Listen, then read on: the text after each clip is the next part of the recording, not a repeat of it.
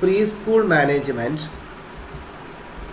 Unit 3, Financial Resources. Financial resources എന്ന യൂണിറ്റാണ് നമുക്ക് അടുത്തതായി ഡിസ്കസ് ചെയ്യാനുള്ളത്.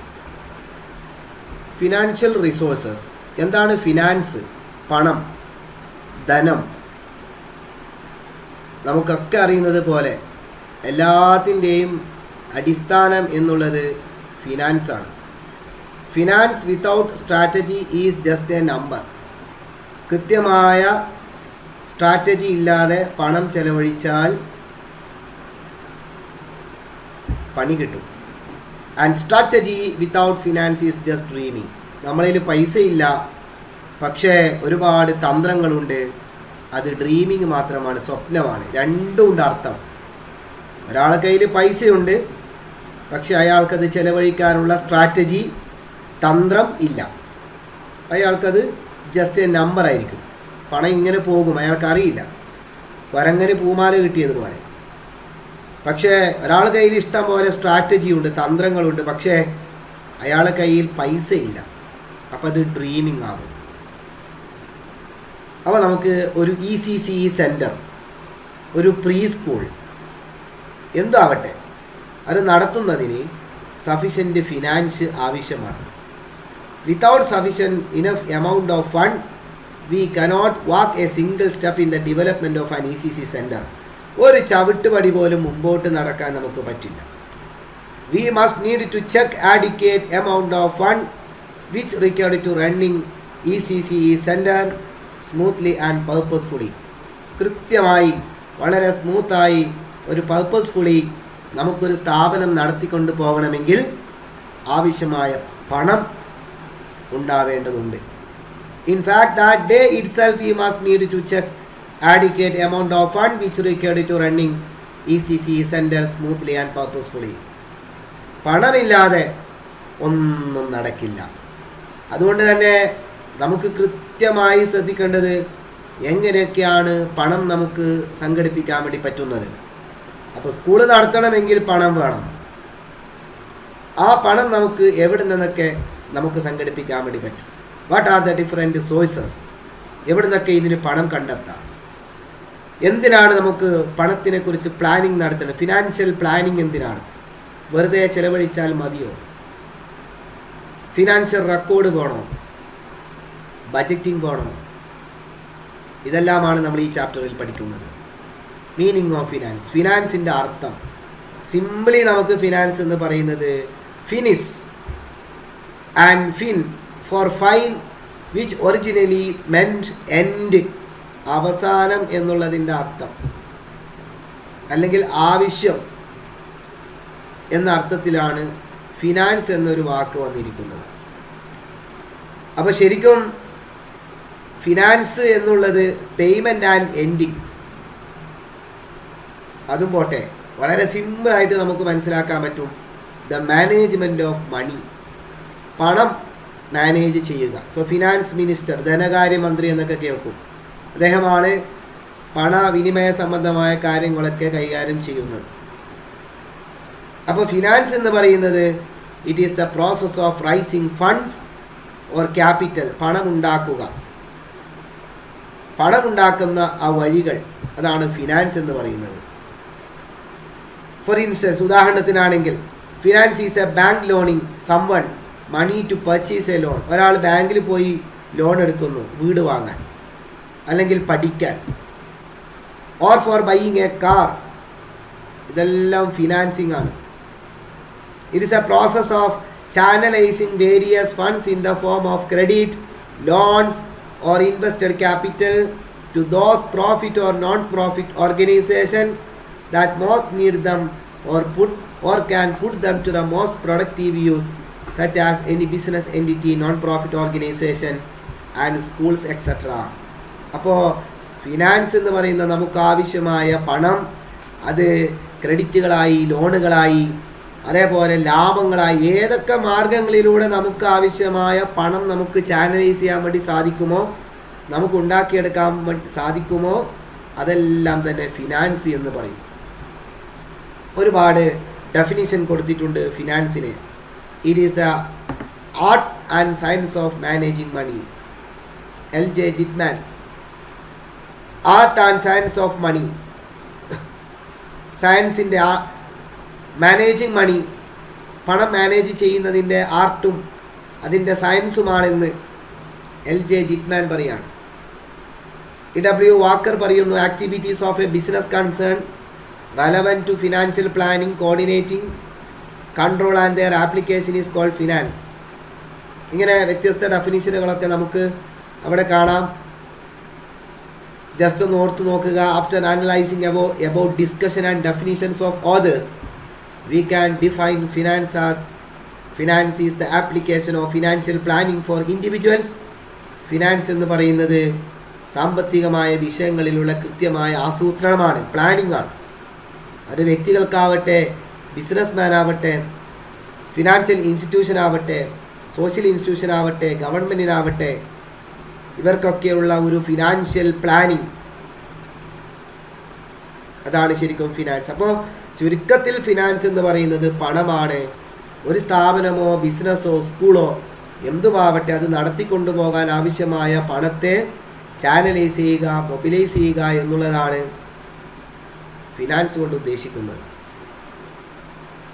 അപ്പോൾ concept of finance in ECC centre. ECC സെൻറ്ററിൽ പണത്തിൻ്റെ ആവശ്യകത വേണ്ടേ? ഒരു ECC സെൻറ്റർ നടത്താൻ പണം വേണ്ടേ? അതിൻ്റെ തുടക്കത്തിൽ ബിൽഡിങ്ങുകൾ വേണ്ടേ? ഫർണിച്ചറുകൾ വേണ്ടേ? അതിൽ ജോലി ചെയ്യുന്ന ആളുകൾക്ക് സാലറി കൊടുക്കാൻ, ശമ്പളം കൊടുക്കാൻ പണം വേണ്ടേ? പല രീതിയിലുള്ള എക്സ്പെൻസുകളില്ലേ? Current bill, water authority bill, ഇങ്ങനെ തുടങ്ങി ഒരുപാട് പണം നമുക്ക് ആവശ്യമാണ്. So an ECC center also needs huge fund for operational as well as fixed expenditure. Operational expenditure എന്ന് പറഞ്ഞാൽ ഓരോ ദിവസവും ഡെയിലി എക്സ്പെൻഡിച്ചറാണ്, അത് നടന്നു പോകാനുള്ള ചിലവുകൾ.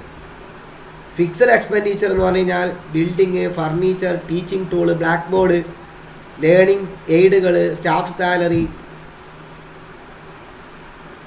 അപ്പം ഇതിനെല്ലാം തന്നെ എന്താവശ്യമാണ്? ഫിനാൻസ് ആവശ്യമാണ്.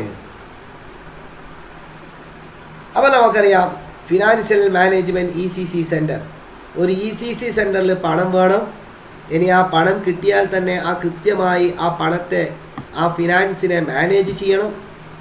അപ്പോൾ അവിടെ the objectives of financial management, financial മാനേജ്മെൻറ്റിൻ്റെ ലക്ഷ്യങ്ങൾ എന്തൊക്കെയാണ്? അവിടെ ഫിനാൻസ് മാനേജ് ചെയ്യുന്നതിൻ്റെ പിന്നിലുള്ള ലക്ഷ്യങ്ങൾ, എയിം എന്തൊക്കെയാണ്? Number 1, to ensure regular and adequate supply of funds in ECC centre.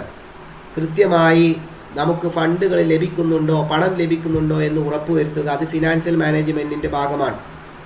രണ്ടാമത്തത്, ടു എൻഷുർ ആഡിക്വേറ്റ് റിട്ടേൺ. നമ്മൾ സ്കൂൾ നടത്തുന്നത് എന്തൊക്കെ പറഞ്ഞാലും, വിദ്യാഭ്യാസം സർവീസാണ് എന്തൊക്കെ പറഞ്ഞാലും, ഒരാളൊരു സ്കൂൾ നടത്തുന്നത് ലാഭം കിട്ടാൻ വേണ്ടി, റിട്ടേൺ കിട്ടാൻ വേണ്ടിയിട്ടാണ്.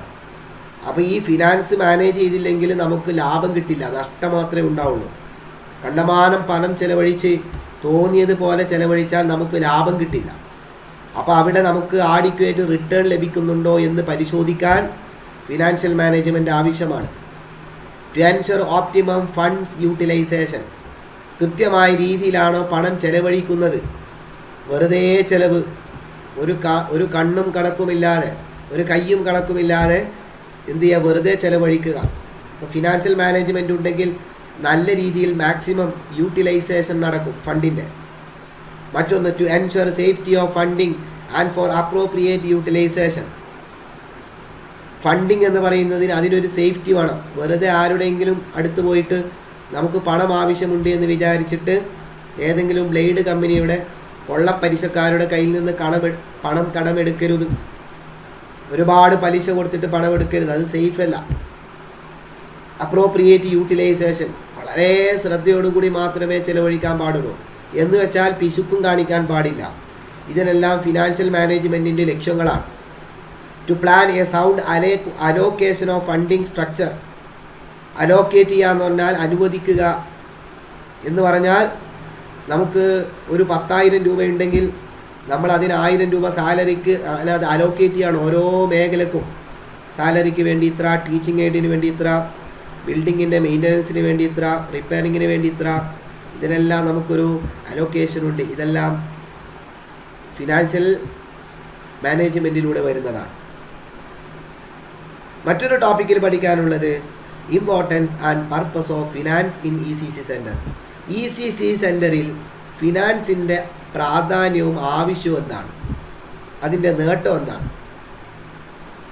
ഒന്നാമത്തത്, the ability to ensure that a centre operates without any financial hiccups. ശരിക്കും നമുക്ക് ഫിനാൻസ് എന്ന് പറയുന്നത് നമുക്ക് ഉറപ്പിക്കാൻ പറ്റണം, നമ്മുടെ സ്ഥാപനത്തിൽ സാമ്പത്തിക പ്രശ്നമോ സാമ്പത്തിക പ്രതിസന്ധിയോ ഇല്ലാതെ ഇത് നടത്തിക്കൊണ്ടുപോകാൻ പറ്റുന്നുണ്ട് എന്ന് നമുക്ക് ഉറപ്പാക്കാൻ പറ്റണം.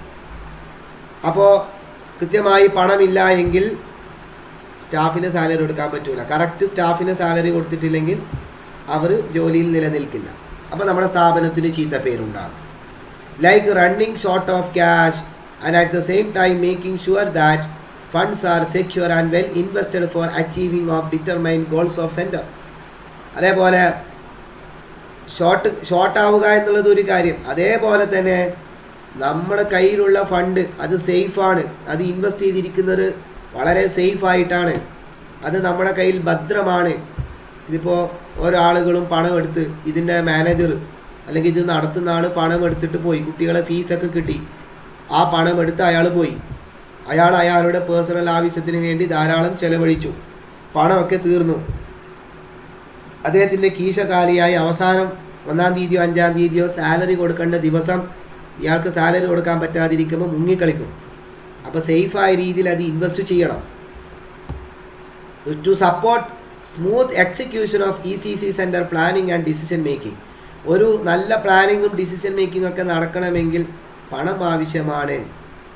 Four allocating resources, reviewing opportunities for updated performance and sometimes debt financing and other functions within ECC center. അവിടെ നമുക്ക് ഓരോ ആവശ്യത്തിനും അലോക്കേറ്റ് ചെയ്യാനും അതേപോലെ തന്നെ പുതിയ പുതിയ അവസരങ്ങൾ വരുമ്പോൾ സമയത്ത് നമുക്ക് അവിടെയൊക്കെ പണം കൊണ്ടുപോയി ഇൻവെസ്റ്റ് ചെയ്യാനൊക്കെ വേണ്ടിയിട്ട് നമ്മൾ എന്ത് ചെയ്യണം, പണം കൃത്യമായി നമ്മൾ ചിലവഴിച്ചിരിക്കണം, അല്ലെങ്കിൽ അതിനെക്കുറിച്ച് കൃത്യമായി നമ്മൾ ആലോചിച്ചിരിക്കണം. അതാണ് ഫിനാൻസിൻ്റെ പ്രാധാന്യം. Finance exist in an ECC centre to make decision more easily. പണം ഉണ്ടെങ്കിൽ എല്ലാ തീരുമാനങ്ങളും പെട്ടെന്ന് നടക്കും. നമ്മുടെ കയ്യിൽ പണമില്ല എങ്കിൽ നമുക്കൊന്നും നടക്കില്ല. അപ്പോൾ ഇതാണ് ഫിനാൻസിൻ്റെ ഇമ്പോർട്ടൻസ്, ആവശ്യകത എന്ന് പറയുന്നത്. ഇത്രയാണ് നമുക്ക് ഒന്നാമത്തെ പാർട്ടിൽ പഠിക്കാനുള്ളത്. അപ്പോൾ ഫിനാൻസ് എന്താണെന്നും അതിൻ്റെ വ്യത്യസ്ത സാധ്യതകളും അതിൻ്റെ ആവശ്യകതയെല്ലാം നമ്മൾ കൃത്യമായി ഈ ഒരു പാർട്ടിൽ എന്ത് ചെയ്തു, മനസ്സിലാക്കി. Thank you.